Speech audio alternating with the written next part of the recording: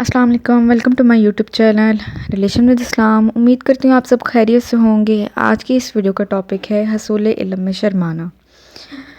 سلیم نامی ایک عورت رسول اللہ صلی اللہ علیہ وسلم کی خدمت اقدس میں حاضر ہوئیں اور عرض کیا کہ یا رسول اللہ صلی اللہ علیہ وسلم، اللہ تعالیٰ حق بات بیان کرنے سے نہیں شرماتا، اس لیے میں پوچھتی ہوں کہ کیا احتلام سے عورت پر بھی غسل ضروری ہے؟ آپ صلی اللہ علیہ وسلم نے فرمایا کہ ہاں، جب عورت پانی دیکھ لے یعنی کپڑے وغیرہ پر منی کا اثر معلوم ہو تو۔